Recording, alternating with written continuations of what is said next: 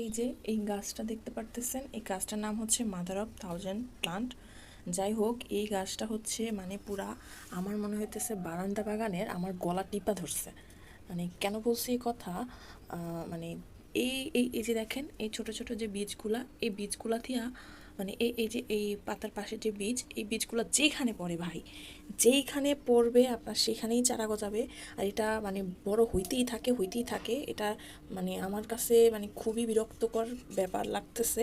এটারে আমি আজকে একদম উঠায় ফেলবো। এটা মানে এইটারে আমার বারান্দায় রাখা আর সম্ভব হচ্ছে না, কারণ এইটা আমার অন্য অন্য গাছের পাশেও হচ্ছে হইলেই চারা গজায় যায়। এই যে গাছটা আমি আজকে উঠায় ফেলবো, আমার আর সম্ভব হচ্ছে না ওকে রাখা। আমি অনেকের কাছেই শুনছি এই গাছটা বড় হওয়ার পরে নাকি উপর থেকে অনেক সুন্দর ফুল ফোটে। ভাই আর কত বড় হবে, আপনি দেখেন কত বড় হয়েছে, কিন্তু ফুল ফোটার কোনো নামগন্ধ নাই। কিন্তু এটার বীজ যেখানেই পড়ে সেখানেই হচ্ছে গাছের মানে 12টা বাজায় দেয়।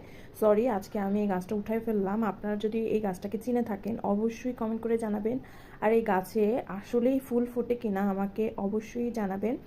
আমি জানি না এই গাছটা কারা চিনে কিনা। যাই হোক, আজ এ পর্যন্তই। আল্লাহ হাফেজ।